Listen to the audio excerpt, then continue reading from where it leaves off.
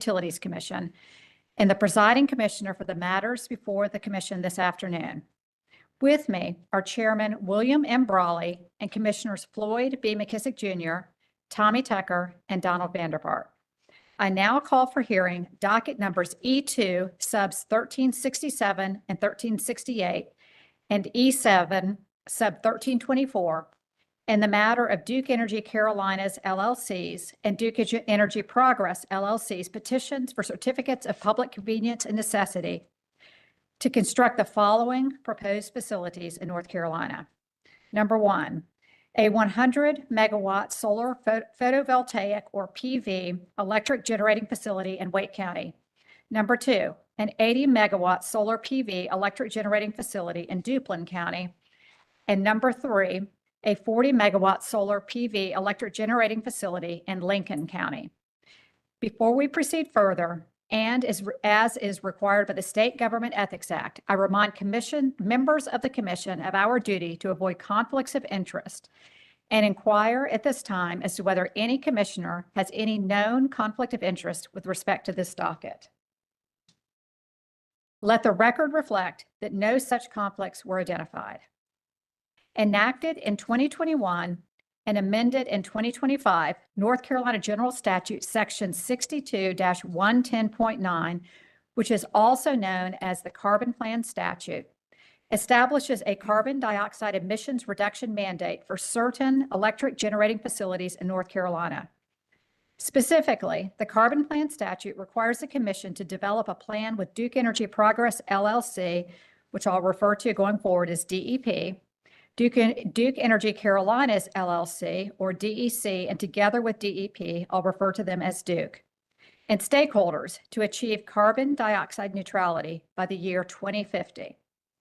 The carbon plan has been combined with the integrated resource plan process and is reviewed biennially through a process established by Commission Rule R8-60A. I will refer to this process as the CPIRP. Consistent with the Carbon Plan Statute, on December 30, 2022, and docket number E100 sub 179, the Commission issued an order adopting initial carbon plan and providing direction for future planning, which in pertinent part directed Duke to target the procurement of 2,350 megawatts of new solar resources during the 2023 to 2024 period. Subsection 2B of the Carbon Plan Statute requires that 55% of the total capacity in AC megawatts of any new solar generation selected by the Commission as part of the Carbon Plan be supplied from solar energy facilities that are utility built or purchased by the utility from third parties and owned and operated and recovered on a cost of service basis by the soliciting electric public utility as required by North Carolina General Statute Section 62-110.9 2B. On August 15, 2023, in accordance with the Commission's direction in the Carbon Plan Order, Duke opened the bidding on its 2023 solar procurement request for proposals. The three CPCN applications before the Commission today are for the winning projects in Duke's 2023 solar procurement. On June 22, 2025, the applicants filed the public and confidential applications for CPCNs to construct the proposed facilities. Along with the applications, Duke filed the direct testimony and exhibits of witness Justin LaRoche in each docket in support of the applications.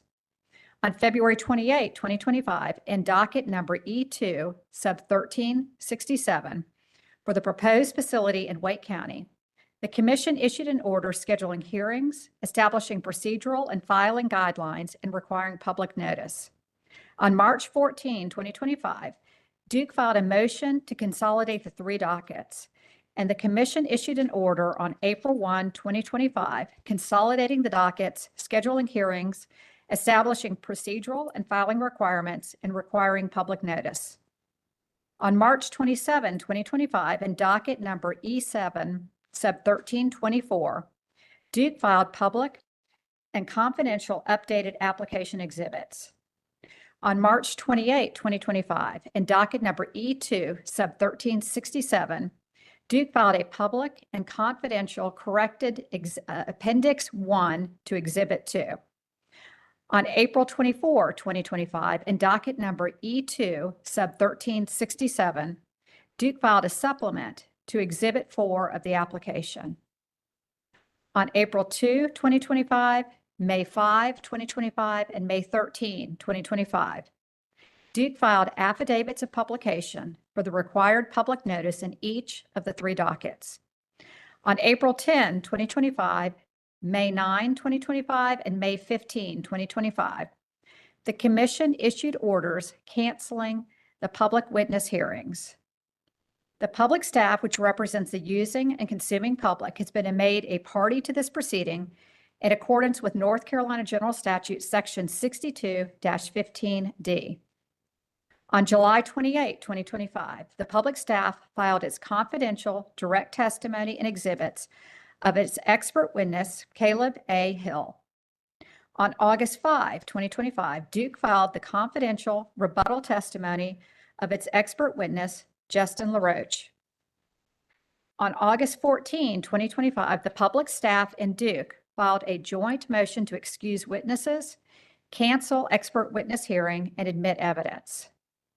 On August 19, 2025, the Commission issued its order denying the joint motion to cancel the expert witness hearing. On August 20, 2025, the public staff filed a letter in lieu of cross and redirect examination exhibits. On August 21, 2025, the public staff filed a summary of the testimony of witness Caleb Hill. Also, on August 21, 2025, Duke, DEP, and DEC jointly filed a letter in lieu of cross and redirect examination exhibits and summaries of the direct and rebuttal testimony of witness Justin LaRoche. That brings us to today. I now call upon counsel for the parties to introduce themselves for purposes of the record, beginning with the applicant. Good afternoon, Presiding Commissioner Kemright. Good afternoon to the other commissioners. My name is Jason Higginbotham. I'm appearing on behalf of Duke Energy Progress and Duke Energy Carolinas. Good afternoon, Commissioner Kemright and commissioners. My name is Brady Allen. I'm with the Allen Law Offices, PLLC, and I'm also appearing on behalf of Duke Energy Carolinas and Duke Energy Progress. Thank you. Thank you and good afternoon. Good afternoon. My name is Ann Keyworth, appearing on behalf of the public staff for the using and consuming public. With me today is Nadia Vore. Thank you. Good afternoon. Are there any preliminary matters that the parties need to address at this time? Yes, thank you, Presiding Commissioner Kemright. DEP and DEC have several preliminary matters to address.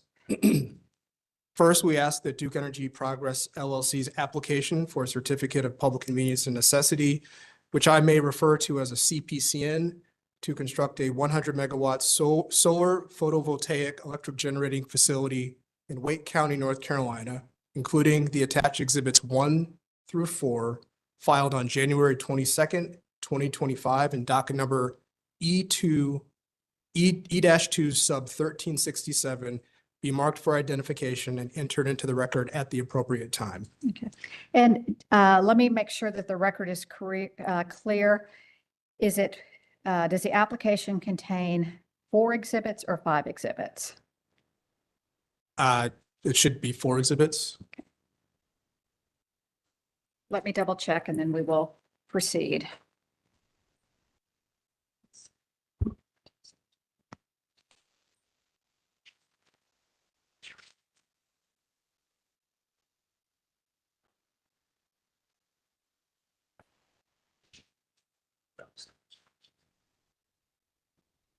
Sorry, Presiding Commissioner Kemright. There are 5 exhibits. The registration statement would be the 5th exhibit. So you will, you're asking that the 5 exhibits be pre-marked, Yes. be identified as pre-marked. Is Yes. that correct? Yes, please. Okay. Thank you.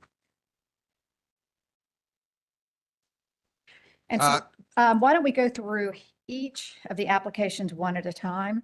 Okay. Is there any objection from the public staff? Okay. Seeing none, a CPCN application that contains confidential provisions filed in docket number E-2 sub 1367 on January 22nd, 2025, with two appendices, will be entered into the record. The 5 exhibits and 2 appendices will be identified as pre-marked.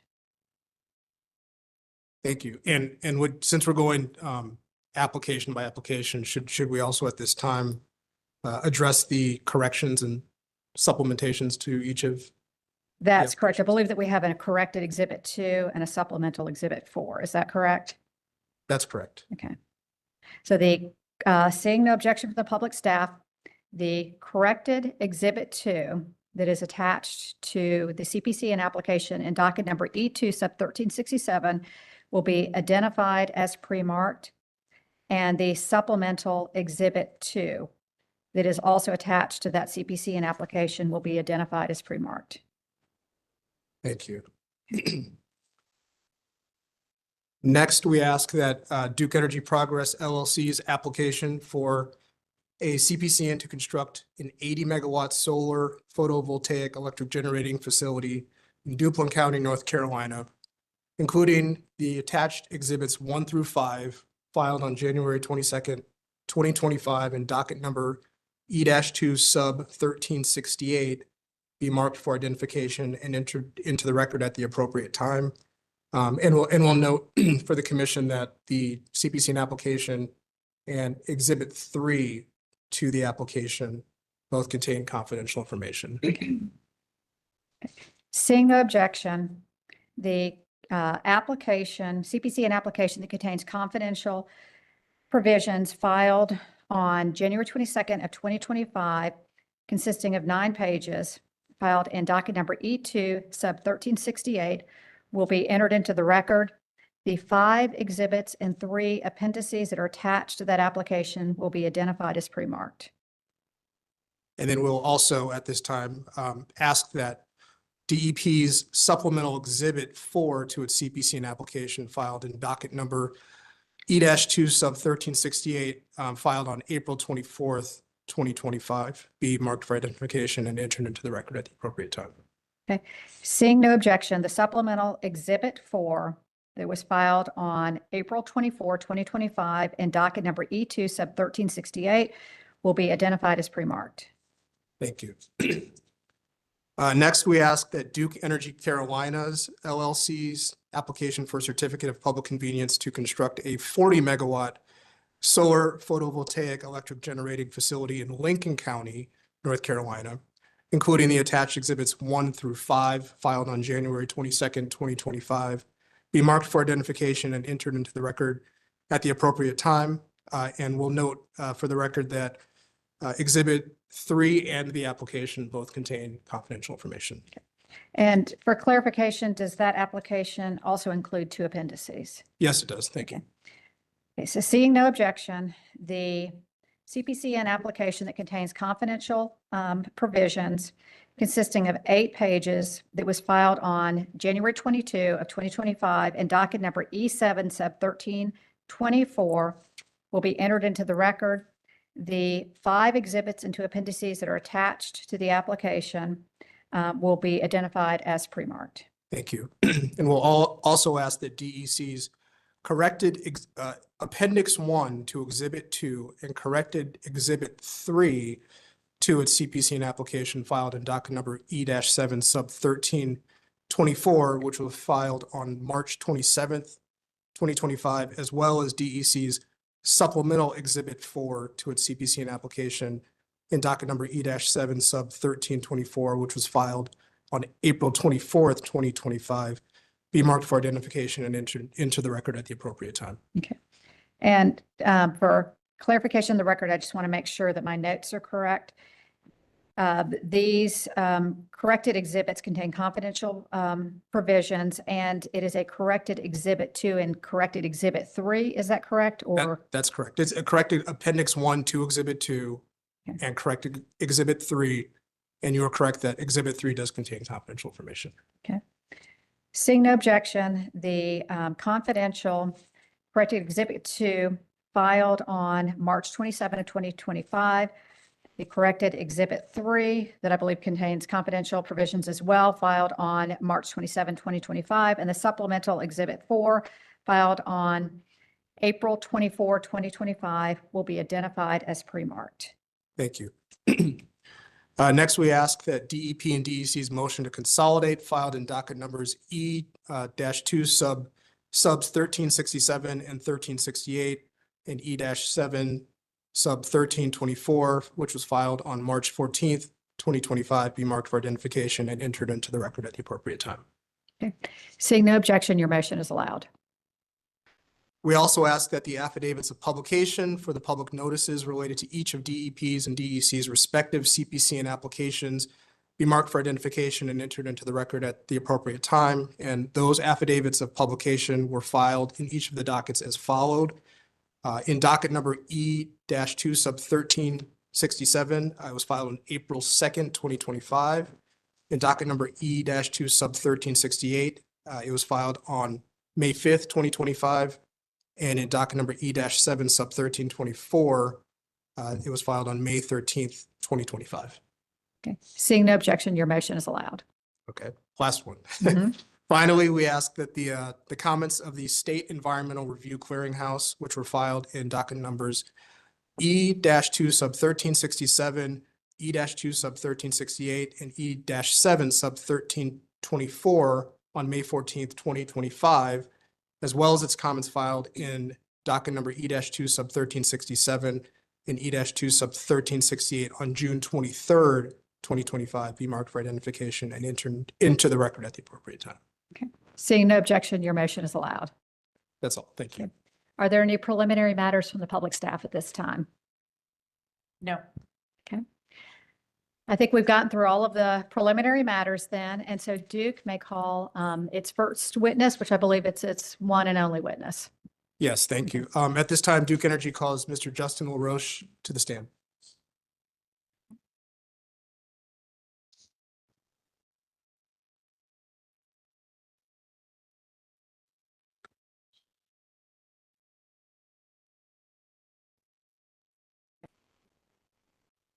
Good afternoon, Mr. LaRoche. If you can place your left hand on the Bible and raise your right hand. And do you solemnly swear that the testimony you're about to give shall be the truth, the whole truth, and nothing but the truth, so help you God? I do. Okay, thank you. Mr. LaRoche, would you please state your full name and business address for the record? My name is Justin LaRoche. My business address is 525 South Tryon Street, Charlotte, North Carolina, 28202. And by whom are you employed and in what capacity? I'm employed by Duke Energy Corporation as Director, Renewable Development. Please briefly describe your role and responsibilities at Duke Energy. I oversee the development of new renewable energy facilities, including solar, solar paired storage, and wind, on behalf of Duke Energy's regulated utilities. In my current role, I'm responsible for conducting solar development activities, including project siting, land acquisition, energy assessment, permitting, obtaining interconnection rights, project layout and design, and arranging for contracts for engineering, procurement, and construction services, as well as originating, structuring, and executing transactions to acquire rights to existing solar development projects from third-party developers. Mr. LaRoche, on January 22nd, 2025, did you cause to be pre-filed in docket number E-2 sub 1367 prior to the time it was consolidated with docket numbers E-2 sub 1368 and E-7 sub 1324, direct testimony consisting of 11 pages? Yes. Do you have any changes to your direct testimony filed in docket number E-2 sub 1367 at this time? No. If I were to ask you the same questions today that appear in your pre-filed direct testimony in docket number E-2 sub 1367, would your answers be the same? Yes. Does your direct testimony filed in docket number E-2 sub 1367 contain any confidential information? Yes. My direct testimony contains confidential cost and rate impact information pertaining to the proposed facility in docket number E-2 sub 1367. And Mr. LaRoche, on January 22nd, 2025, did you cause to be pre-filed in docket number E-2 sub 1368 prior to the time it was consolidated with docket numbers E-2 sub 1367 and E-7 sub 1324, direct testimony consisting of 11 pages? Yes. Do you have any changes to your direct testimony filed in docket number E-2 sub 1368 at this time? No. If I were to ask you the same questions today that appear in your pre-filed direct testimony in docket number E-2 sub 1368, would your answers be the same? Yes. Does your direct testimony filed in docket number E-2 sub 1368 contain any confidential information? Yes. My direct testimony contains confidential cost and rate impact information pertaining to the proposed facility in docket number E2 sub 1368. Mr. LaRoche, on January 22nd, 2025, did you cause to be pre-filed in docket number E-7 sub 1324 prior to the time it was consolidated with docket numbers E-2 sub 1367 and E-2 sub 1368, direct testimony consisting of 11 pages? Yes. Do you have any changes to your direct testimony filed in docket number E-7 sub 1324 at this time? No. If I were to ask you the same questions today that appear in your pre-filed direct testimony in docket number E-7 sub 1324, would your answers be the same? Yes. Does your direct testimony filed in docket number E-7 sub 1324 contain any confidential information? Yes. My direct testimony contains confidential cost and rate impact information pertaining to the proposed facility in docket number E7 sub 1324. Mr. LaRoche, did you pre-file summaries of your direct testimony in docket numbers E-2 sub 1367, E-2 sub 1368, and E-7 sub 1324 for the commission? Yes.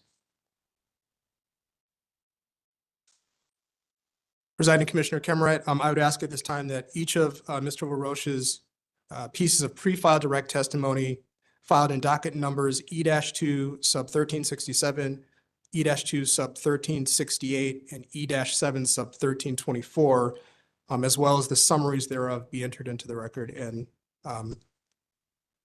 be entered into the record as if given orally from the stand.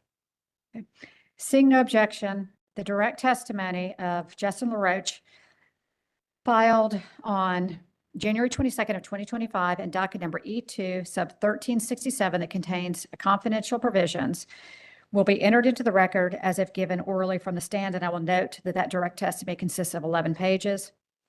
The direct testimony of Justin LaRoche consisting of 11 pages and filed on January 22nd of 2025 and docket number E2 sub 1368 that contains confidential provisions will be entered into the record as if given orally from the stand.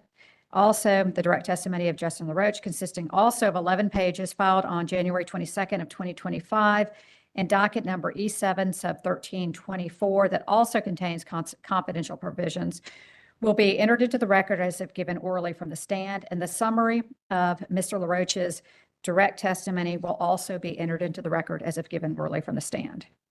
Thank you. Mr. LaRoche is now available for questions from the commission on his direct testimony in each of the dockets. And before we move on to that, should we mark the exhibits that are attached to the application for identification purposes?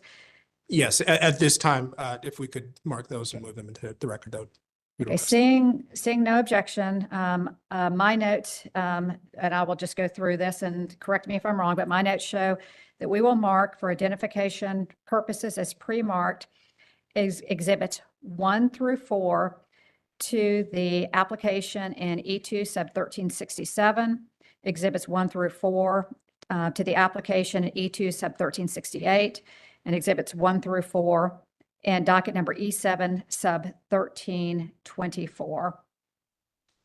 And I believe that that is all we need to proceed. Are you wanting to also enter into the record the rebuttal testimony at this time? We'll do that after the public staff's witness Okay. appears.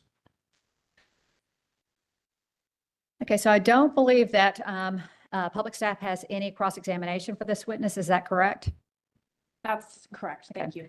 So we will now proceed with commission questions. I will begin. I just have a couple of questions for you, Mr. LaRoche. First of all, about the Longleaf Solar Center, I had a question. I noticed that the facility is designed to have a fixed tilt solar array as opposed to kind of a tracking system. And can you just explain why the design of this system is different from the other two? Why you chose to do a fixed tilt design for this particular facility? Sure, happy to. From a design standpoint, we typically want to optimize the energy production that can be produced within the boundary of a project's facility. So the two options are either fixed tilt or single axis tractor. One of the biggest contributing factors is just going to be the topography of the land and then the shape of the land and any obstructions, think of streams or other lands that just may not be usable. So when we look to just optimize the layout and try to minimize the amount of earthwork that would be needing. So a fixed tilt system can follow the terrain slightly better than a single axis tracker system. So we really try to avoid any grading that we need to. And avoid that cost. So I think in North Carolina, we're going to see a mixture of both single axis tracker facilities in fixed tilt, which is reflected in this portfolio of 3. 2 are fixed tilt, 1 is single axis tracker. And it's mostly just what we feel is the best design for the lay of the land. Okay. And will the production of the facility, will it potentially be fewer megawatts or less megawatts because it is not a tracking system, or from a practical standpoint, what would be the difference between the systems? Yeah, if you had the same rectangle of land and you had if you were to design it with a fixed tilt system, and then that same parcel of land, if you were to design it for a single axis tracker, the single axis tracker is typically going to be slightly less panels on the DC side. Because a tracking system, you're going to separate the rows of panels from each other a little bit out further away so they don't negatively cause shade onto each other. So the megawatt hours may be different, largely due to it's going to be a different size plant. So you might have a 100 megawatt DC on fixed tilt and then say 80 megawatt on the DC side. So they're just differently going to be optimized, whether you're doing fixed tilt versus single axis tracker. But ultimately, we're trying to design the least cost facility. Regardless of that design. Mm-hmm. So I think your testimony is you have selected the design that would be least cost, considering considerations such as topography of the site. Correct. Okay.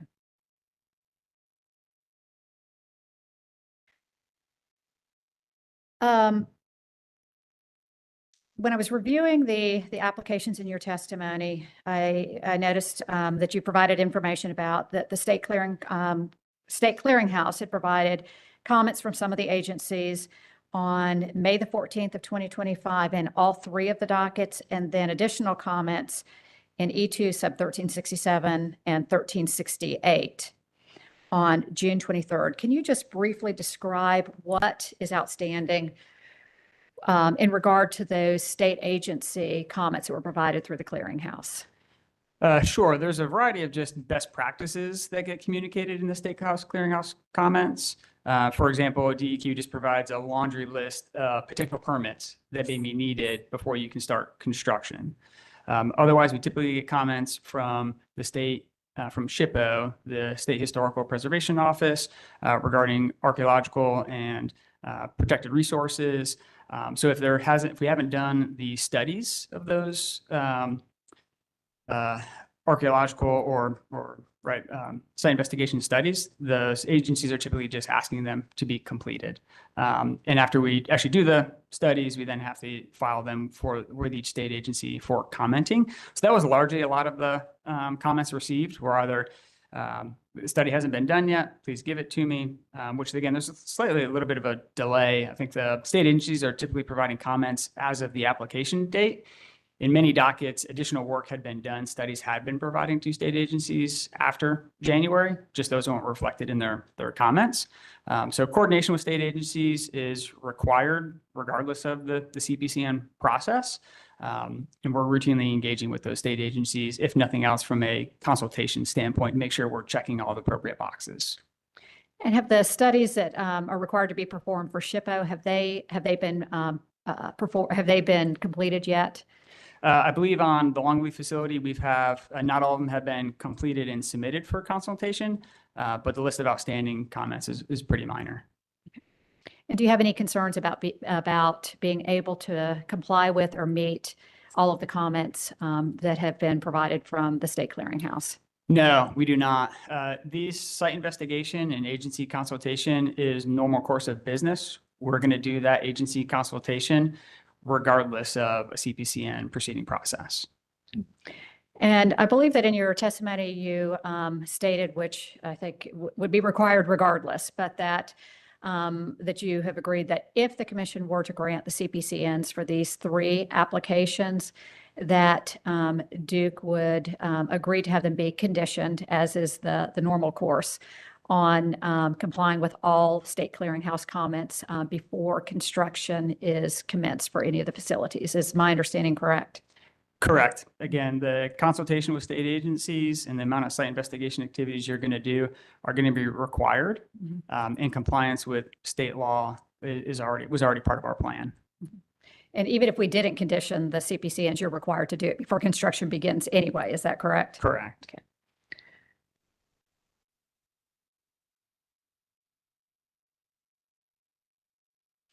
And since you have filed the application and your testimony, are there any additional updates that you could provide on the development, construction and development process for the facilities? Has anything changed, or are there any updates since you filed testimony that you can provide to the commission? Yes, there are a limited number of updates that's outlined in my rebuttal testimony that's provided.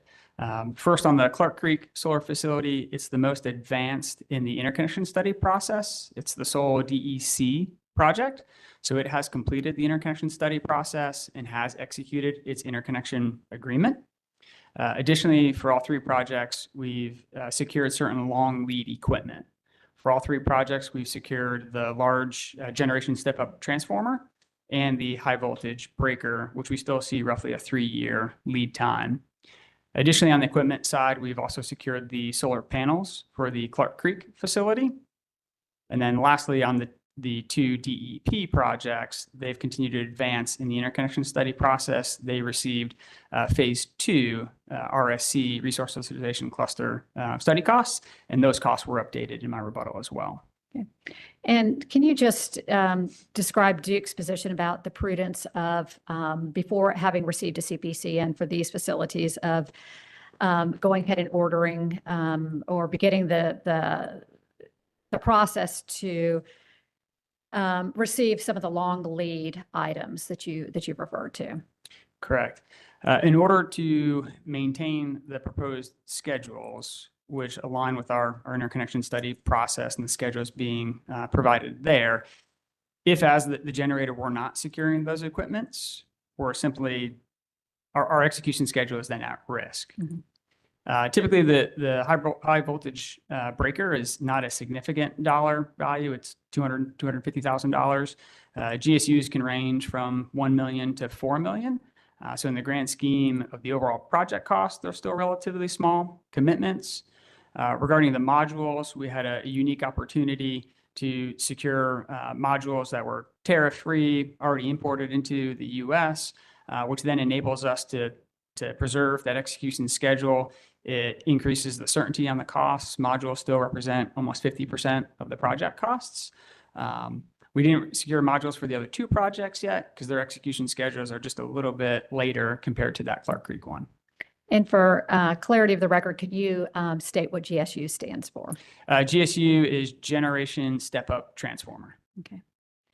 Thank you. And before I turn it over to the other commissioners to see if they have any questions, there is, I should have mentioned this before I asked my first question, there is quite a bit of confidential information in the applications and the testimony. We want to make sure that you do not answer any questions with confidential information unless we go into closed session. So if the lawyers can also help me make sure that we do not inadvertently reveal any confidential information in open session.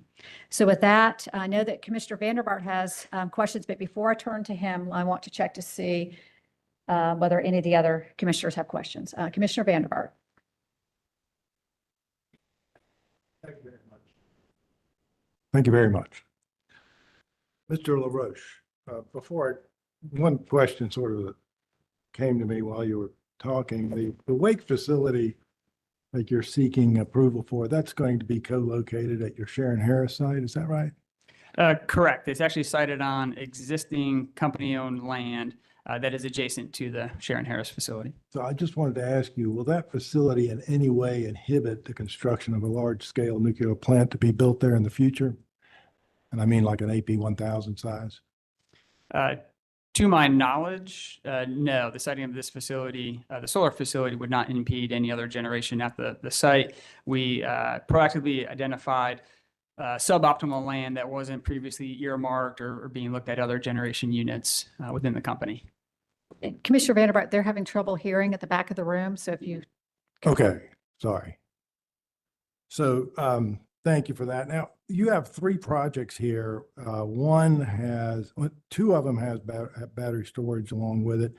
How do you, I noticed the size of your storage. Can you explain how you size those for each of those facilities? I think there's a method to coming up with the amount of battery storage. Is that right? Correct. Yes. First, I'll highlight that these 3 CPCNs are only a portion of the solar facilities procured in the 2023 solar RFP. There was a number of solar only, as well as solar paired with storage facilities, a mixture of utility ownership and then third-party owned, and then the company contracts through PPA. The way the RFP is designed, it is very prescriptive on the sizing of the battery. The batteries need to be within 35 to 40% of the nameplate solar facility. So if it was a 100 megawatt solar facility, you got to be 35 to 40 megawatts. One of the primary thinking behind that is such that the batteries are primarily charged by the solar facility as opposed to the grid. Good.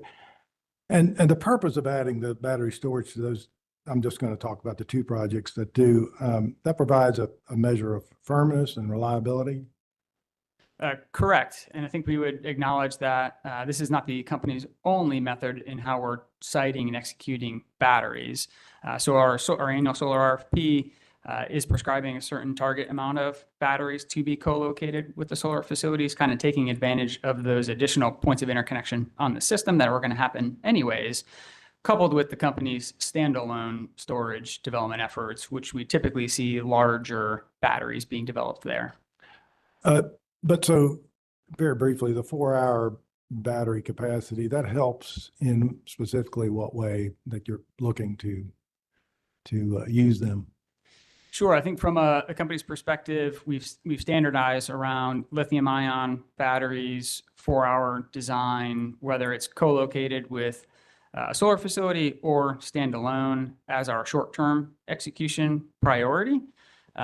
So regardless of where they're located, they provide similar benefits to the grid for ancillary services, time shifting of energy, a slew of, I'm not the battery expert by any means, but provides a number of system benefits. But especially well, how would you refer that load smoothing? I mean, it's as the solar goes down, there's a kind of a peak need, and this sort of helps transition somewhat. Correct. Yeah, I think batteries can be used to both smooth out the intermittent nature of solar, intermittent and inter-hour, as well as then shift energy from, say, late afternoon to evening or, say, the next morning. Did you all consider 8-hour storage? I mean, I see that sometimes. Sure. Not for this RFP. The 2023 RFP, again, wanted to be prescriptive from a technology standpoint to have uniform bids across projects. So it said 4 hours. I think anything longer than that is more evaluated from an IRP standpoint. And without getting into any confidential information, the 2 projects with battery backup are more expensive, obviously, than by itself, the one project in terms of, I guess, per megawatt hours or something like that. Correct. Yeah. If you looked at them from a $1 per kW or $1 per megawatt installed cost, the 2 solar paired with storage facilities are going to be a little bit higher. So the one solar facility that doesn't have battery storage, that it's going to be backed up by other means. Yeah, just a system resource. It'll be energy only, part of that diversification of system resources, and it would be backed up by other dispatchable generation, storage, pumped hydro, other resources. And that's just a realization that even a 4-hour battery backup can't provide multi-day reliability during prolonged cloud cover or extended shortfalls in solar production, et cetera. Correct. And I think from the company standpoint, so we look at it as a system planning perspective, storage, and not even just individual batteries at one facility, I think we would look at the cumulative amount of storage on the system, batteries, pumped hydro, others to help us handle some of those items.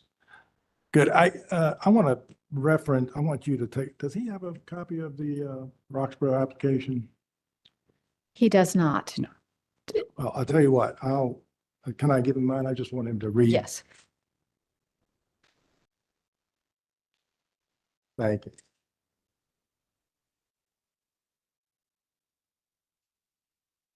What I've given you, Mr. LaRoche, is a page out of Duke Energy Progress application, air quality application for the Roxborough steam facility, in particular for a combined cycle set that was applied for, I think it says here, March 25, 2024. Are you at all familiar with that project? Vaguely familiar with it from what I've seen in the news, not from a day-to-day responsibility So standpoint. in that filing, I've marked a section. Could you read that out, please? Yeah, this is on page 2-6, correct? Right, that's right. North Carolina is a leader in solar energy, an intermittent and variable resource that introduces added uncertainty and variability to operation of the electric grid. Although renewable generation helps to reduce system-level greenhouse gas (GHG) emissions, solar capacity is operational undependable with significant day-ahead and intraday energy production variability, volatility, and intermittency. Thank you. So what we're talking about here is that something is battery storage, combustion turbines. They're necessary to back up solar generation on the system. Yeah, I think you've referred to that already. Yeah, I don't know if we need to say necessarily backup, but complement for sure to plan for the intermittent nature that solar presents, correct? Yeah, I guess backup is a kind of a colloquial term. So you'd agree that these CPCN projects that we're talking about today, they're going to require, in some cases, you're actually part of the project is some backup battery. I'm sorry, I keep using that term, but some additional dispatchable resources. But they're all going to require something, even the ones with 4 hours. And those combustion turbines are part of that strategy. Is that fair to say? I do. I think it's fair to say that the most recently approved IRPs call for the addition of solar, gas, additional storage, other resources. So in the two projects that do have battery storage, those costs are included in the project. I mean, do you not think that the backup by other resources like these new combustion turbines, should they not also, and other, I should say, all firming resources, should they not be included in the costs of solar facilities when comparing them with other alternatives? I mean, you're doing it in the case of the two battery projects, recognizing that it doesn't give complete firmness. But so generally speaking, I'm just asking, don't you agree that those are costs accrued when adding solar? I think the comparison you're speaking to is one more of an integrated resource planning space and debate and analysis to how to reliably and cost effectively meet system load. And if I compared two different projects, if I compare one that's got solar with a combustion turbine suitably sized, that would give you a pretty firm generation strategy. Is that right? Let me make sure I'm understanding the comparison. You're comparing a solar facility of an equivalent size to a gas facility? Well, they'd have to be appropriately sized. I mean, you're getting 20% something, but yeah, generally speaking, the combustion turbine would provide some of that firmness that the solar facility wouldn't have by itself. Okay, I think I'm following you. You agree with that? That making that comparison? That's simply for a firm generation that you're seeking, that those two could provide that. Oh, a solar facility with a backup The- resource such as a storage or Or- another generator. Right. Correct. Yeah. So do you have any idea what, if we didn't have the solar at all, if you compared that with just a combustion turbine, do you have any idea what the costs would look like? No, I'm not involved in our gas unit development or cost. I'm sorry. So how much of the capacity of a solar facility, nameplate capacity, it's typically you'll get 20%, 22%, depending on where that is. The rest would be provided, say, in our system, in our strategy, some 80% would be provided by the combustion turbine. Yes, and to just add to that, the 20% is the capacity factor over a course of a year, 365 days. Obviously, right, it's kind of got that paragraph production Yeah, typically. I'm looking at roughly a year time Yep. averaging. Yeah. Yeah. And so to be cost effective, the savings in the fuel for that 20%, while the solar facility is generating electricity, would have to offset the costs of the amortized cost of the solar facility to make them equivalent. Yes, and I think you're hitting on one of the key benefits solar resources provide to this system, which is a hedge against the fuel price, typically on the gas side. And so you think that you're saying, from your knowledge, that 20% of cost savings for fuel for natural gas is at least enough to offset the expense of the solar facility? No, I don't think we're trying to make that comparison necessarily of say, avoided cost or comparison to another resource. These facilities were procured in a commission-directed RFP, and when compared to other resources deemed as cost-effective, I don't think the RFP was designed necessarily with the intent that you're perhaps speaking to. Okay, no more further questions. Thank you. Commissioner Tucker. Thank you, ma'am. Ms. LaRoche, how long is this process to acquire the land and to put out for bid these 3 solar facilities? How long has that been going on?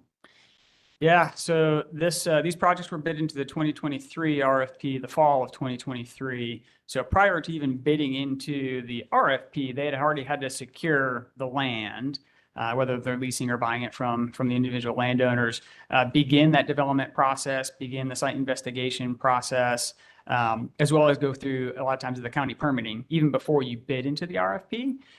These projects then we constructed over the course of 2028, 2029, 2030. So they're well over a 5-year lead time typically. And you took upon this task to do it in coordination with the 2022 carbon plans? Correct. The 2023 RFP was a directive out of the 2022 carbon plan order, which directed us to procure, I believe it was 2,350 megawatts over the 2023-2024 timeframe. And then that 2023 RFP was then included in the near-term action plan of the 2023-2024 CPIRP. Okay, and so are you familiar with the 951, House Bill 951? Yes, sir. Is these 3 facilities, are they consistent with trying to achieve the 55-45 split? Yes, they are. And again, these are only 3 of the dozen plus projects that were procured in the 2023 RFP. So there are other PPA projects that aren't kind of purview to these requests. Right, and you're doing this because you want to follow what's in the law, is that correct? Regarding the utility ownership requirements? Yes. Correct. Okay, all right. A lot of your testimony was confidential. I'd read it last night and tabbed it and unable to ask some other questions. Let me think. I got just one thing personally. How about environmental impact of a solar field? You know, I'm a hunter, so beside my hunt club, they put in about 1,000 acres of solar. I know the deer have to be rerouted. They told me so. Just what environmental impact goes through when you plan to put one of these large solar facilities in, like the 100 megawatt in Wake County? Yeah, I think it varies. I think it depends on what the land use was prior to.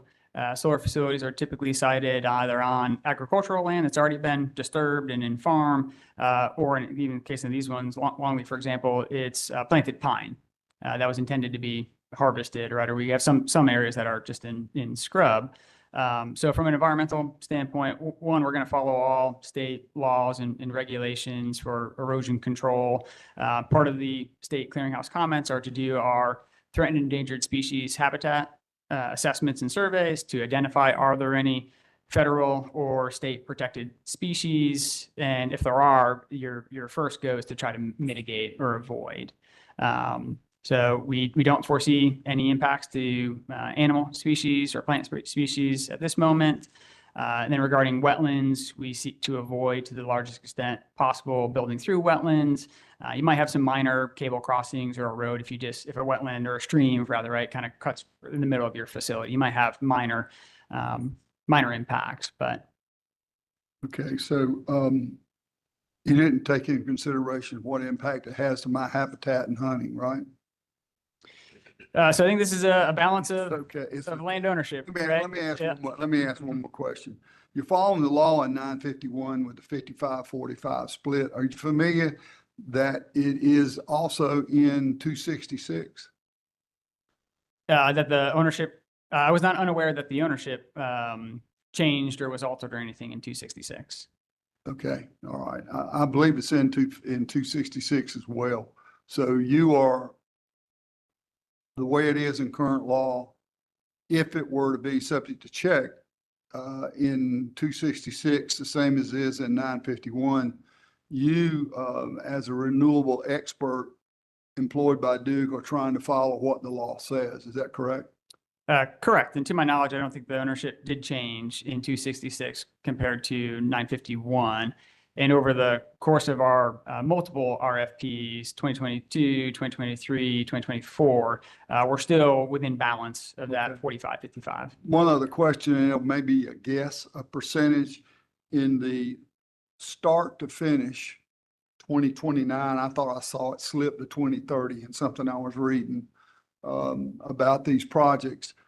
From start to finish, where are we as far, or where is Duke and the developers, where are they on as a percentage of the entire process? Is that, are we 40% there, are we 50% once we get it done, and now it's just due to construction, which construction can happen pretty quickly.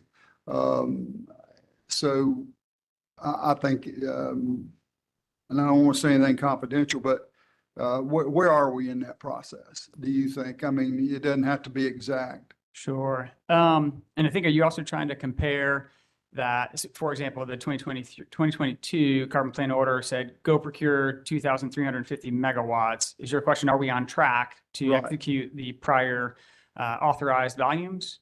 Correct.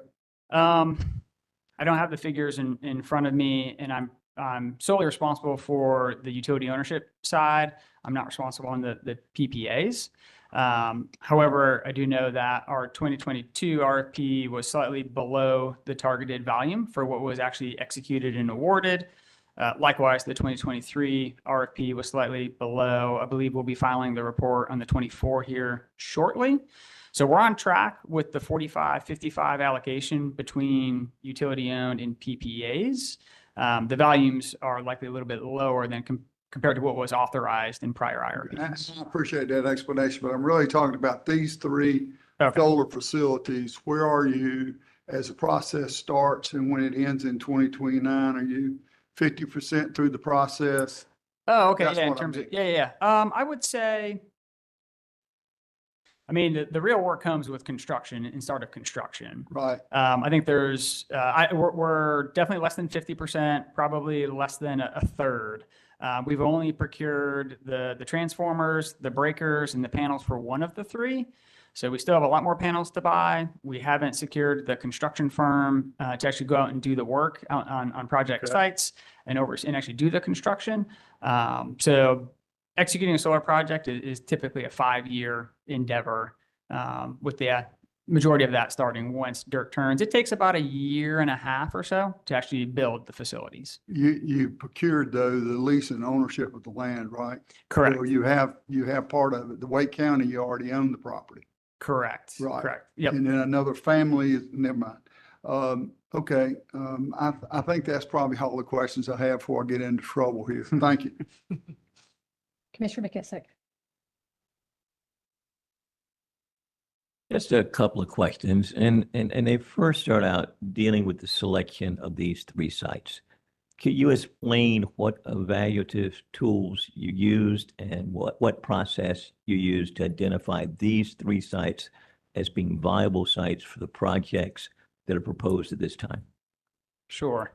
And I think it's helpful to consider and think through the broader solar RFP Yes. in which the company employs to source these utility-owned projects as well as PPAs. So not in all cases is the utility originating and dictating where projects go, right? The two of these projects were originated by the utility as utility developed projects. Longleaf and Clark Creek, we started. The third one, Bear Marsh, was bid as a third-party developer they develop it, then we will build and own and operate. So we've got a mixture on the utility ownership side of projects we start versus ones we'll buy from third-party developers. So the RFP does have an evaluation criteria, which 50% is price-based, levelized cost of energy. Then the other 50% is more non-priced or constructability related. So the quality of the site, the stage of development, do you have your land? Have you done site investigation? Have you completed your permitting, required permitting with the county? How buildable is the land? Have you done your topo? Have you done your geotech? So there's a heavy consideration that goes into evaluating all of the projects that get bid into the RFP. We typically see a number of multiplier beyond just the targeted volume in each RFP gets bid in, right? So we get roughly like 5 gigawatts every year bid into these RFPs that we're evaluating consistently across those projects. And of course, Charles Rivers, the independent evaluator, who goes through the projects which have been submitted and ultimately comes up with recommendations as to what projects are competitive. Correct. Charles Rivers is that independent evaluator. In some instances, they've got certain roles and responsibilities for the scoring, and then some decisions are then jointly made between Charles River and the companies. And these three projects are all projects that were determined to be competitive. Correct, amongst others. And at this point in time, these are the ones which are before us for consideration based upon the recommendation for competitiveness coming through the independent evaluator and working with Duke in connection with determining why these were the most viable at this time. Correct. The commission has previously approved 2 other CPCNs related to this 2023 RFP. There was a CPCN transfer on Juniper Creek. I believe that was early in January this year. We also had the Old 100 solar facility, which was approved, I believe, back in April. We have these 3 facilities, and then there's been applications submitted for 2 additional, all stemming from this 2023 RFP. And could you identify, assuming the CPCNs were approved, what would be the beginning date or mobilization for each of these projects and when they would become operational? So the Clark Creek facility is going to be the most advanced from a schedule standpoint out of all 7 of those projects. Stemming from the 2023, it's got an in-service date target in early 2028. Working backwards, it's roughly going to be that 18 months timeframe for construction. Late 26, early 27, construction would actually start on that first facility. Prior to that, we've got facilities. There were 6 utility-owned projects procured in the 2023 RFP, of which 3 are under construction right now. The other 3 should start up in 2026. Okay. And in terms of the targets that were identified in the carbon plan, or how would that compare to what these projects would provide in terms of the solar that was set as goals at that time? Yeah, I think you're trying to compare the amount of volume actually procured in the RFP. That is correct. Yep. It'd be subject to checked. But I believe in the 23 RFP, we procured north of 600 megawatts of utility-owned projects across those 7 facilities. But again, that's only half of the story. The PPAs are going to be the other half, which are outside of my day-to-day. Okay. I don't have any further questions. And Mr. Lurch, I have a couple of follow-up questions. My first questions relate to the questions that Commissioner Tucker was asking. And the CPCNs are just one step of many steps in the process to be able to construct these solar facilities. Is that correct? Correct. We cannot start construction without it. Okay. And I'll come back to the state clearinghouse review.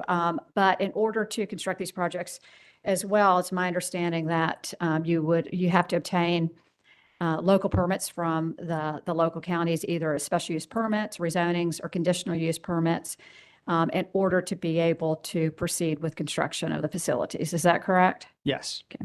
And as part of the local government permitting process, public hearings are also held in which the public can come and express preferences, concerns, objections about any land use matter. Is that the way that the process works as well? Correct. In most counties in North Carolina, zoning by right is less common for a solar facility. So often they're either going through some conditional use zoning process or, yes, a conditional use permit, special use permit. Mm-hmm. And have you gone through the permitting process and obtained the conditional use permits or special use permits for these projects yet? Yes, all 3 have gone through that discretionary permit process. Back to Commissioner Kamisik's question, stage of development and whether you've secured your zoning is a relatively high scoring item in the RFP evaluations. Last thing we want to do is select an RFP, select a project that then has a lot of risk associated with it, particularly you don't have a project if you can't get it permitted. And do you recall whether there were public hearings were in fact conducted for these 3 facilities as part of the permitting process, if you recall? I can definitely say for the 2 utility self-developed projects, yes, there were public hearing processes for those 2. Bear Marsh was developed by a third-party developer. I do not know off the top of my hand if I can validate that there was a hearing for that one. Okay. And then also follow-up questions to add a little bit more information to some of Commissioner Tucker's questions. Part of the state clearinghouse review are 2 of the agencies who review the applications and provide comments, North Carolina Wildlife Federation and then the North Carolina Department of Agriculture. Are they, if you know, are they 2 of the agencies who provide comments? I don't have a copy of the clearinghouse comments in front of me, but they do sound very familiar. I'd be willing to say Subject to yes. check. Yes. Okay. And subject to check, does the North Carolina Wildlife Federation, does it provide comments about protecting the existing wildlife to the maximum extent possible, if you know? Yes, they often provide what they provide as best management practices or best practices when siting and executing solar facilities. And if you know, does the Department of Ag, does it provide comments about if it is old farmland? Like I think 2 of these facilities is ag land, is that correct? Yes, or at least partially on some agricultural fields. Yes, I think we see typically pretty similar comments across applications from the agricultural department. And do they typically recommend to the maximum extent possible that you place the solar facilities in the areas where the least suitable soils would be located? These are the types of comments that you try to comply with, is to benefit the community. Is that your general understanding of how the process works?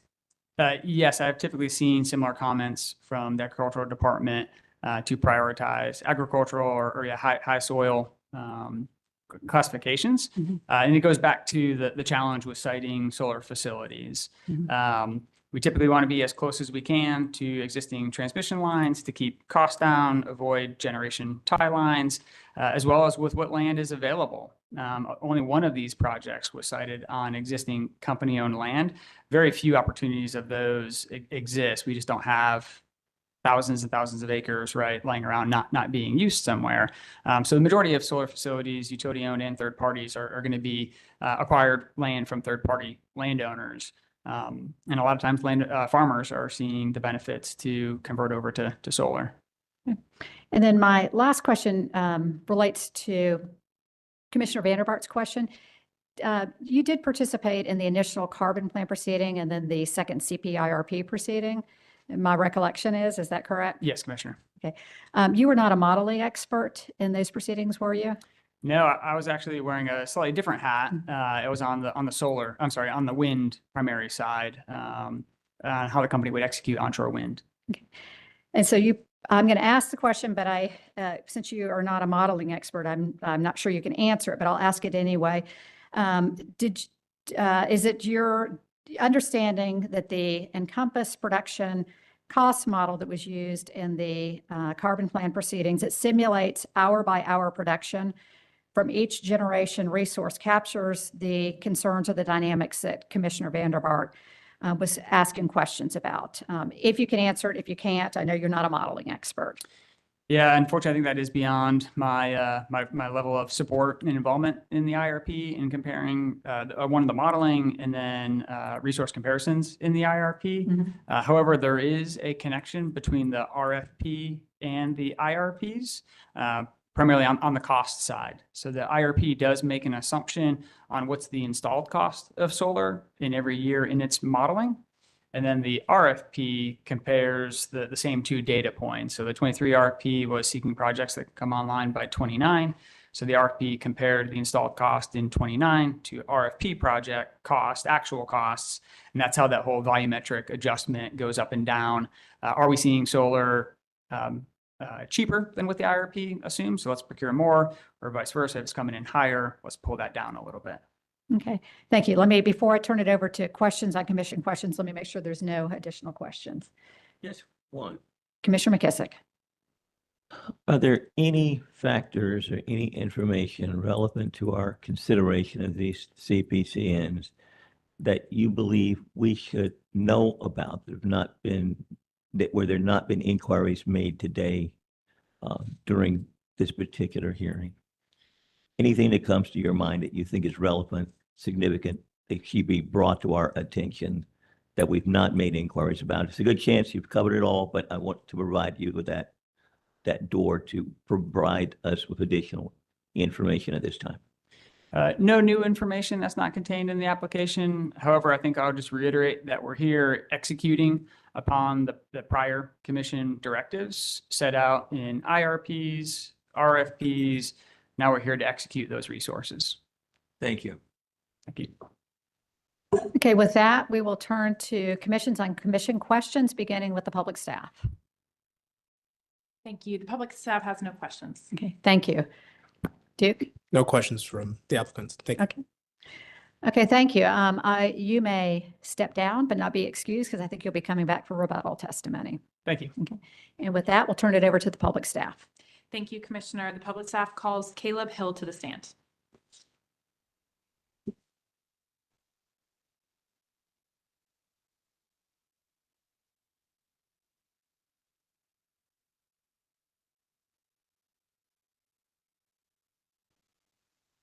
Good afternoon, Mr. Hill, and if you can place your left hand on the Bible and raise your right hand. And do you solemnly swear that the testimony you're about to give shall be the truth, the whole truth, and nothing but the truth, so help you God? I do. Thank you. Mr. Hill, would you please state your name, business address, and current position for the record? Good morning. I'm Caleb Hill.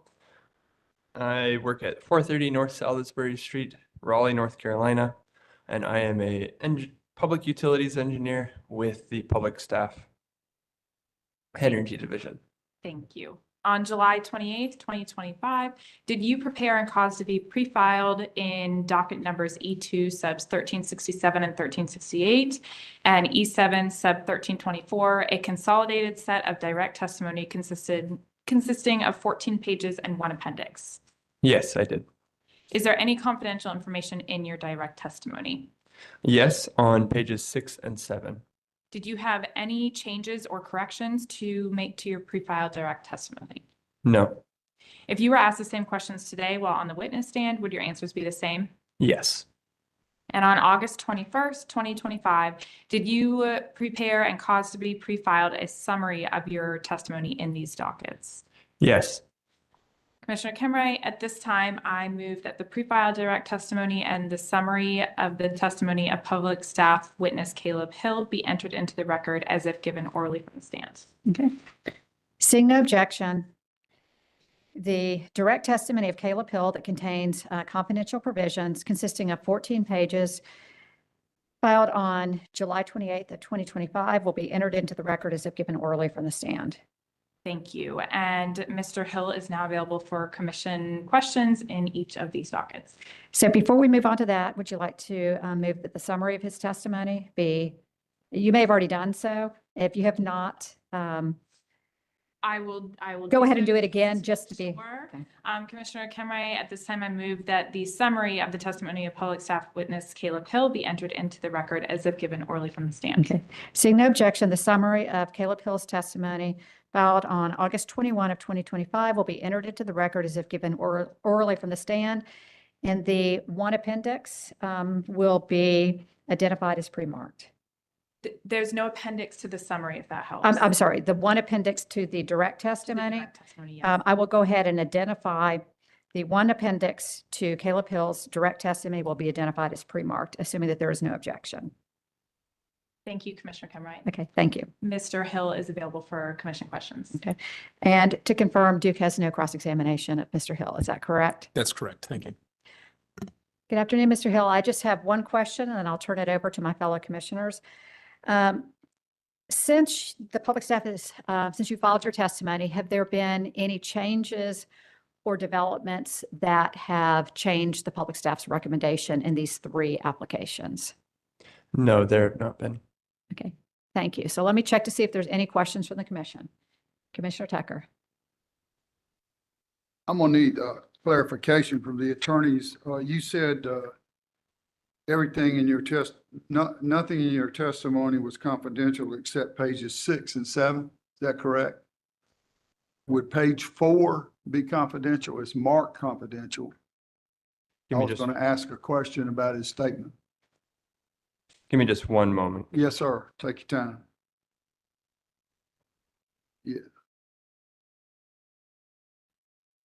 Page 4 of my direct testimony? Yes, sir. Yeah. Page 4. I do not see any confidential information on page 4 of my direct testimony. The question I have is not specific. It's just in general. Any questions, public staff on page 4? Second paragraph, lines 9 through 14. Just to confirm, that's while conducting my investigation. Yes, sir. Let her tell us what she thinks. Thank you, Commissioner Tucker. So I apologize. I believe in my moving the testimony into the record, I cited, or Mr. Hill cited the wrong page numbers. The page numbers containing confidential information are actually pages 9. And is there anything else? I think it's actually just page 9, which would mean, Commissioner Tucker, nothing confidential on page 4 of the testimony. Okay, all right. I apologize for the No, confusion. no, that's fine. I just don't want to make any mistakes. In that second paragraph, Mr. Hill, you stated that you reviewed the potential transmission system upgrades and the effective system upgrades for each project.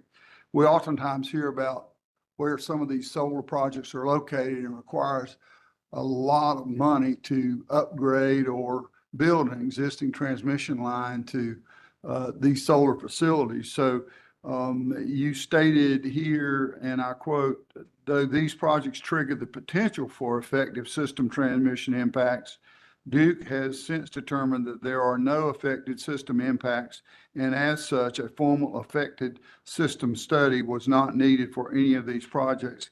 Can you explain to me, based on that paragraph, the impact of transmission upgrades required for these projects, or is there none? I know we can't state the lines, those kind of things, but overall, your general statement, as I read here, is that there's no major financial impact to be able to connect to these existing solar facilities that are to be built. Is that correct?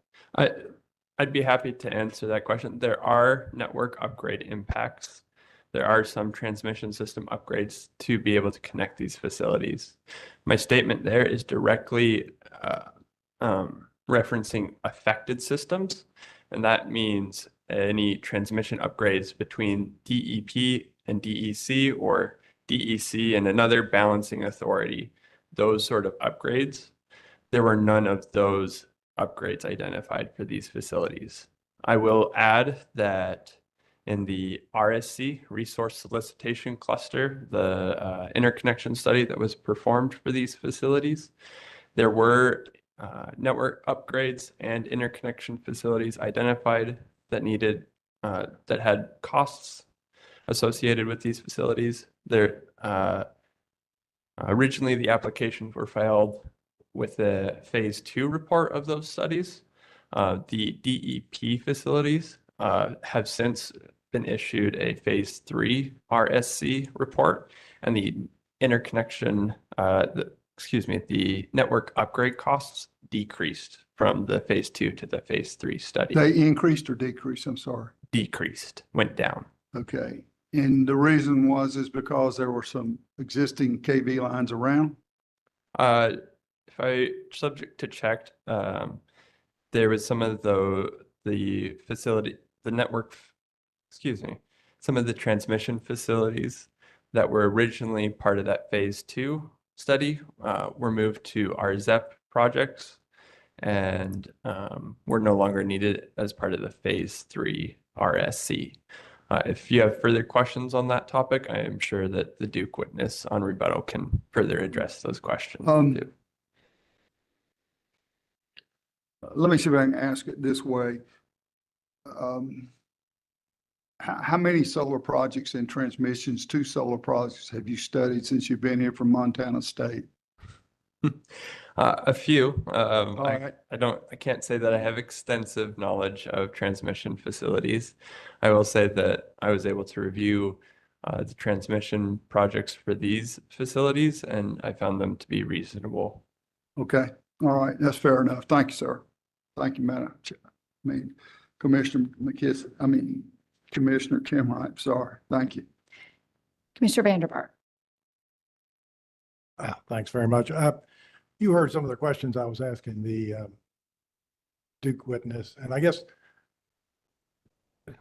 again to compare the projects we've got in front of us. We've got a project that doesn't have any backup. We have some that do. The costs of the one with battery backup obviously are a little bit more, quite a bit, but that's because, would you agree that those costs are worth it because we're getting a more reliable generation profile? Is that fair to say? Why would we pay more for solar plus battery versus solar? Because you're not getting the same product. Is that? I agree that they're not the same product. Solar and solar paired with storage are different, have different benefits to the system as a whole. So it makes sense to pay more for that. And then do you have any expertise in cost of generation? I'm not familiar with your area of expertise. Yeah, I have a general knowledge. I don't have a lot of specific on maybe it really depends on the question. Okay. And I can go from there. Well, we'll try. All right. Fair enough. So, if I go back to the two strategies we were talking about, which is purely combustion turbine that gives us all the energy we want when we want it, and then we've got a combustion turbine paired with solar. Recognizing that you're going to have some specific upgrades to the network to provide for the intermittency of the solar, and you're going to have to pay a little bit more O&M for that, the operation of that combustion turbine set, because it's going to go up and down chasing that load. But those are two different strategies that still provide 100% firm power. So they're valuable in that sense, more valuable, for example, than 4-hour battery on just the solar panels, the solar project. Is that fair to say? Could you restate your question? I think I Right, might so have. I'm comparing, I guess I'm comparing three strategies. I'm comparing the baseline is a solar plus battery, and we recognize that that was more valuable than just solar, and price reflects that. Then we talked about maybe taking that solar and replacing the battery, because that's only 4-hour.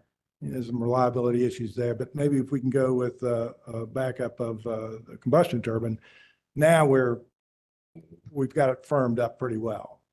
So that project is just solar panels and a combustion turbine set. That's going to provide more that's going to be firmer than the base option, which we had, which was 4-hour battery backup on the solar. Does that make sense? I think I understand the question. You're asking if we had a CT that was backed up with battery, how that would. No, sorry. We got 3 options. I'm getting more and more confusing here. 3 options. Option 1 is solar plus battery backup, 4-hour battery backup, not 8 or anything extravagant, just 4-hour. All right, that's one project. That's going to provide somewhat more firm generation than just solar, but we're not even considering that.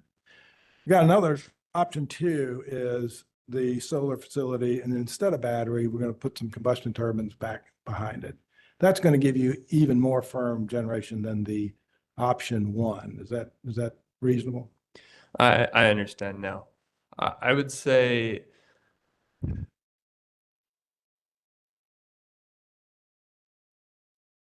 a CT is more dependable. You can dispatch it, unlike solar resources. And solar paired with storage is able to charge, and you can load shift, as Duke's witness testified to. If you pair a solar facility with a CT, I suppose that would provide a similar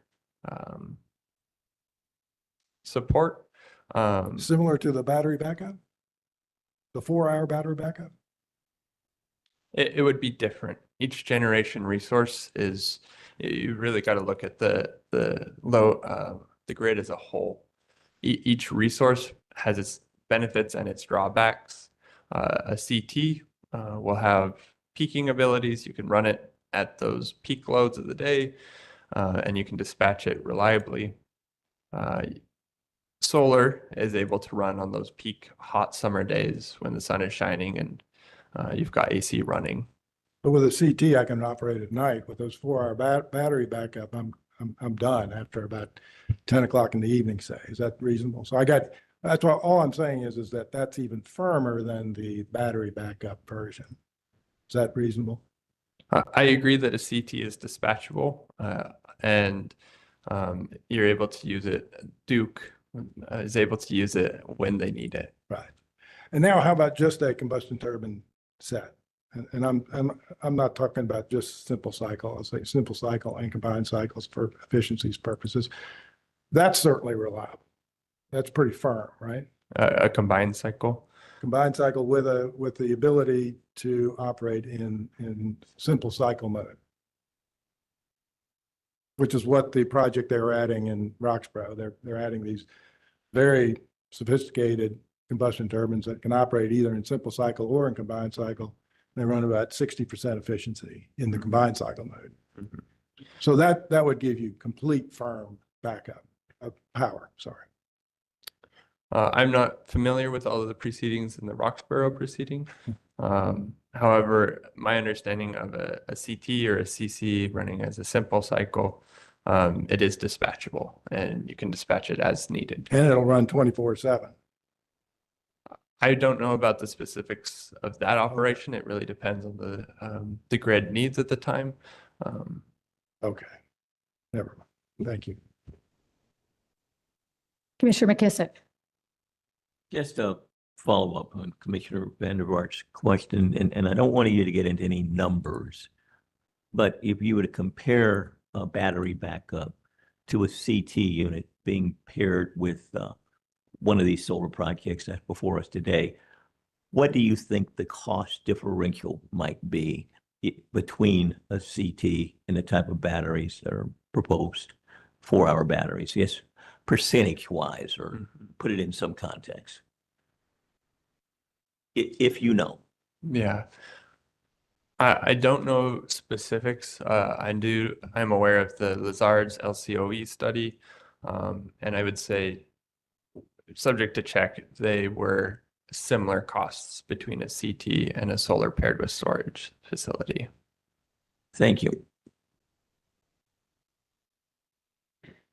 Okay, thank you for your Commissioner Vanderbart.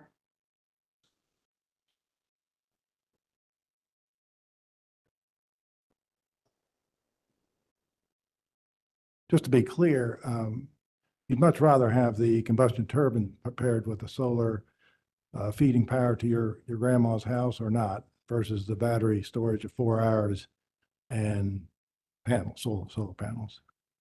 I look at the grid as a whole. It's got lots of different resources, and Well- each resource has its different benefits and drawbacks. Right, but what we're concerned about is that resources that are on the grid are essentially subsidizing intermittent power that isn't completely firm. That's why I'm trying to compare firm to firm.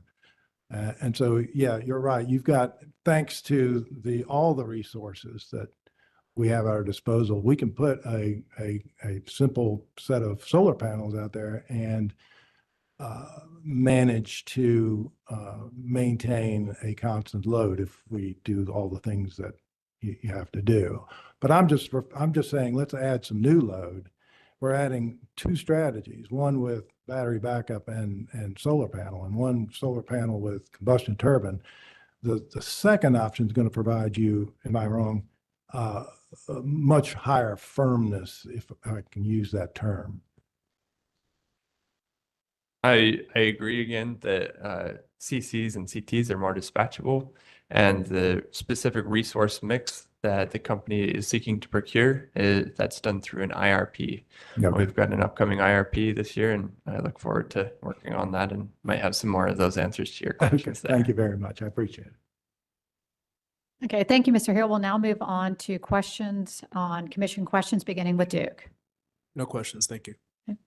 Any questions from the public staff? Just one question from the public staff. Mr. Hill, would you say that CTs are always available 24/7?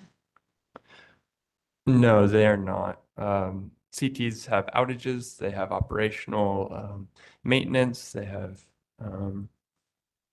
different activities like that. They also are typically peaker plants, which means they only run at those peaks of the day and are available for those when we really need the energy. Thank you. No further questions. Okay. Thank you, Mr. Hill. I think that we have come to the conclusion of your testimony, so you may be excused. And before we move to rebuttal, do you want to make a motion in regard to that one exhibit attached to Mr. Hill's direct testimony at this point? Excuse me, one appendix.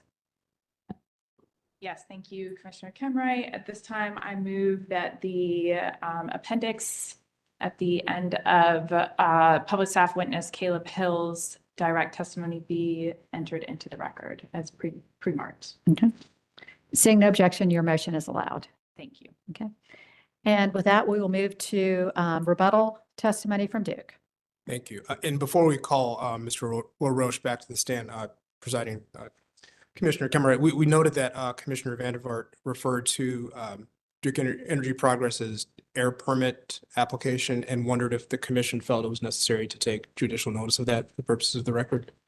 I will allow Commissioner Vanderbart to make any requests that he chooses to do so. Do you wish to have that for the commission to take judicial notice? Yes, please. Okay. Okay. And I have given my copy of that permit to you, and I'd like to identify it for the record so that it's clear. So if you can bring it back, if you have a copy of it, if you can bring it back to me so I can identify it for the record. Sure, I'll do that now. Okay.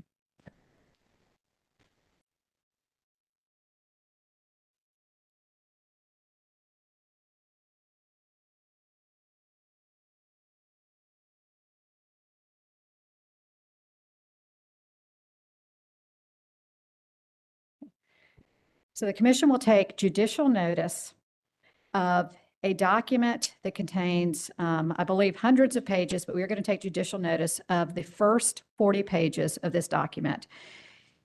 It was filed on March 28, 2024, and is entitled Duke Energy Progress LLC, Roxborough Steam Electric Plant, Samora, North Carolina, Person County, Air Quality Permit Number 01001T58. And it was filed with the North Carolina Department of Environmental Quality, Division of Air Quality. Attention, Mark Quella, and 217 West Jones Street, Raleigh, North Carolina, 27603. So the commission will take judicial notice of the first 40 pages of that air permit that was filed on March 28th of 2024. Thank you. At this time, Duke Energy calls Justin LaRoche back to the stand.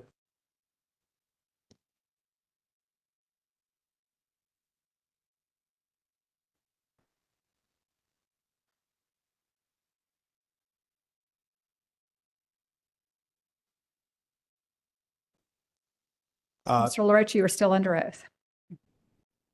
Mr. LaRoche, are you the same Justin LaRoche that previously appeared in this proceeding as a part of Duke Energy Progress and Duke Energy Carolina's direct case? Yes, And on August 5th, 2025, did you cause to be pre-filed in this consolidated docket rebuttal testimony consisting of 8 pages? yes, Do you have any changes to your rebuttal testimony at this time? no, If I were to ask you the same questions today that appear in your pre-filed rebuttal testimony, would your answers be the same? yes, Your rebuttal testimony did include confidential information, correct? no. My rebuttal testimony did not include confidential information. Okay, I believe,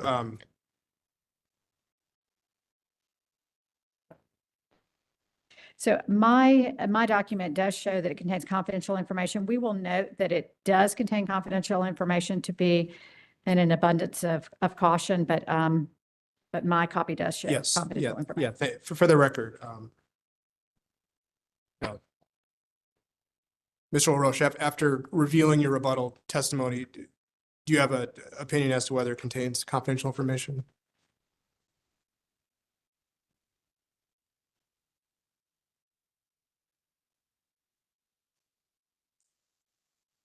Yes, it does contain confidential information. Thank you. And Mr. LaRoche, did you also pre-file a summary of your rebuttal testimony for the commission? Yes,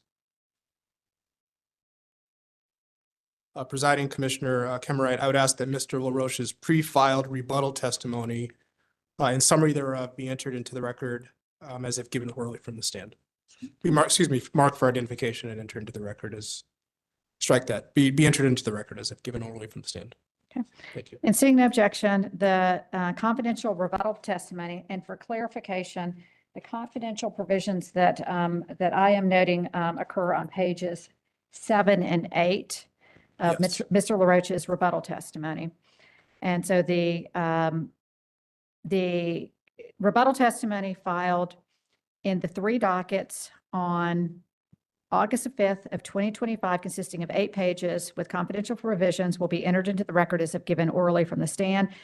There are no appendices or exhibits to be pre-marked, is my understanding. That is correct. Okay.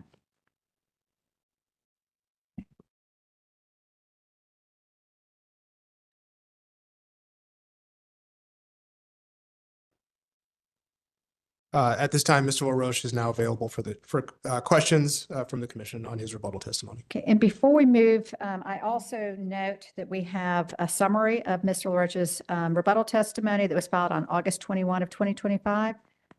Yes. And seeing no objection, we will enter the summary of Mr. LaRoche's rebuttal testimony into the record as if given orally from the stand. Thank you. Okay, thank you. With that, I will check to see, public staff has no cross-examination for Mr. LaRoche on rebuttal. Is that correct? That's correct. Thank you. I have no questions for Mr. LaRoche. Let me check to see if any of the commissioners do. Okay, we have no questions from the commission. So with that, there are no questions on commission questions. And before we excuse you, Mr. LaRoche, I will take motions. in regard to the exhibits and the appendices for the direct testimony. I don't believe that we have entered the exhibits and the appendices into the record yet. At this time, Duke Energy Progress, Duke Energy Carolinas would make a motion to enter into the record all of the pre-marked exhibits that have been identified for each of the three applications. Okay. Seeing no objection, and for the exhibits and the appendices that are attached to all of the CPCN applications and to Mr. LaRoche's direct testimony and docket numbers E2 sub 1367, E2 sub 1368, and E7 sub 1324 will be entered into the record. And I think that that is all of the exhibits and the appendices as well. The two appendices that were attached to the application in E2 sub 1367, the three appendices that were attached to the CPCN application in E2 sub 1368, and the two appendices that are attached to the CPCN application in E2 sub 1324 will be entered into the record. Thank you. Okay. With that, are there any additional motions that need to be made? None by Duke Energy. And none from the public staff. Thank you. So I want to thank both witnesses for their testimony. And before we go off the record,